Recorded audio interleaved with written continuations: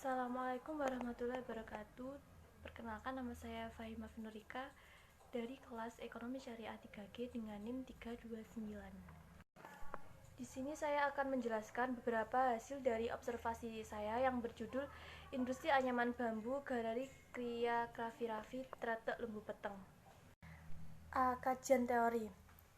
1. Pemberdayaan masyarakat. Pemberdayaan ialah menyiapkan kepada masyarakat berupa sumber daya, kesempatan, pengetahuan, dan keahlian untuk meningkatkan kapasitas diri masyarakat di dalam menentukan masa depan mereka, komunitasnya.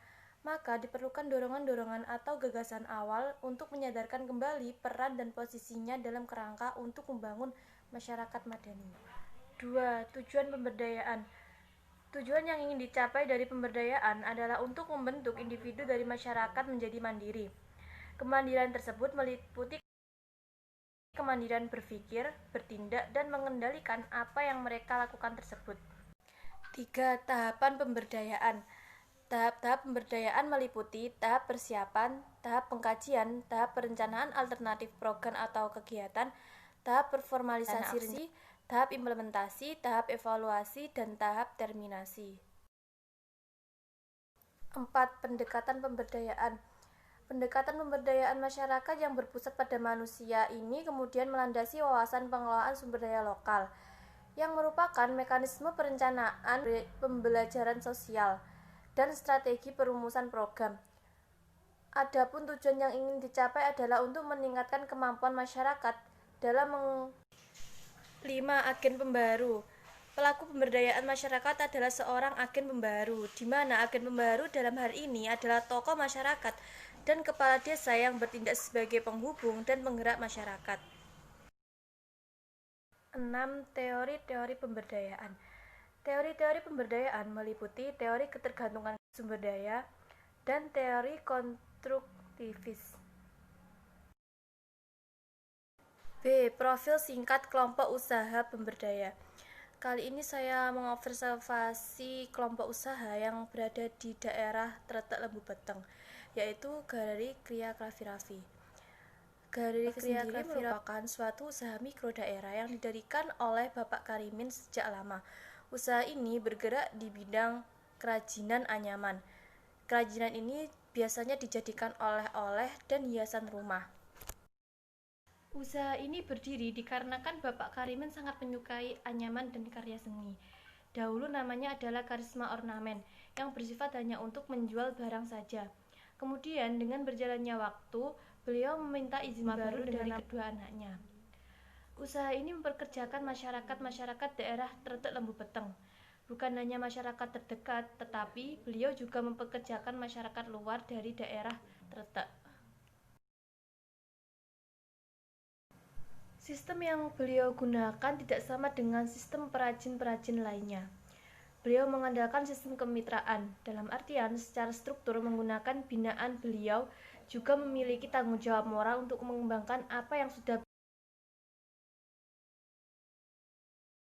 beliau sampaikan kepada mitra-mitranya. Kebanyakan orang-orang yang bermitra dengan beliau adalah ibu rumah tangga.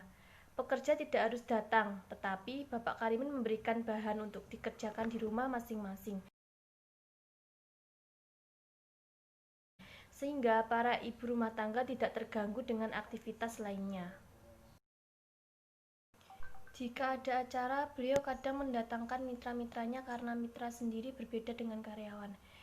Kalau karyawannya digaji sesuai perjanjian, tetapi untuk mitra sendiri tergantung dengan progres kerjanya. Beliau tidak bisnis saja, tetapi beliau berniat ingin pemberdayaan, sehingga beliau mengubah triknya seperti itu. Dan ternyata juga tidak mengalami kendala sama sekali. Usaha yang beliau rintis berkembang.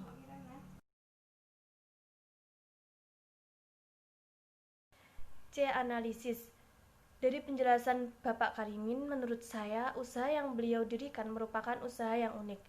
Usaha ini merupakan usaha di sektor mikro. Kerajinan anyaman itu tradisional yang sangat berguna, bukan hanya untuk peralatan kerajinan. Itu juga bisa digunakan untuk hiasan dan lain-lain. Bapak Karimin melestarikan kerajinan yang mana kerajinan itu hampir punah pada zaman modern saat ini. Tidak hanya produk produk yang unik. Sistem beliau juga unik, yang berbeda dengan usaha-usaha lainnya, yaitu sistem kemitraan. Beliau dengan senang hati membantu masyarakat desa Lembu Peteng menghasilkan karya anyaman sehingga masyarakat tersebut berberdaya. Dari usaha tersebut, menurut saya beliau menggunakan teori mobilitas sumber daya di mana pelaku usaha memiliki tekad kuat sehingga para mitra percaya dan mereka saling menguntungkan. Namun, usaha ini sedikit tertinggal dikarenakan beliau tidak menggunakan sistem online atau marketplace. Jika mengembangkan usaha, mungkin masyarakat luar ataupun pemuda Indonesia lebih mengenal produk kerajinan anyaman. D. Peran mahasiswa. Sebagai seorang mahasiswa, kita seharusnya dapat mengenal dan melestarikan warisan tradisional seperti kerajinan anyaman bambu ini. Baru untuk masa depan bangsa. Selain itu, mahasiswa juga berperan sebagai kontributor ide, sebagai fasilitator atau pendamping masyarakat, dan sebagai advokat berbagai kepentingan rakyat. Sekian presentasi dari observasi yang saya lakukan. Apabila ada kurangnya, saya mohon maaf. Wassalamualaikum warahmatullahi wabarakatuh.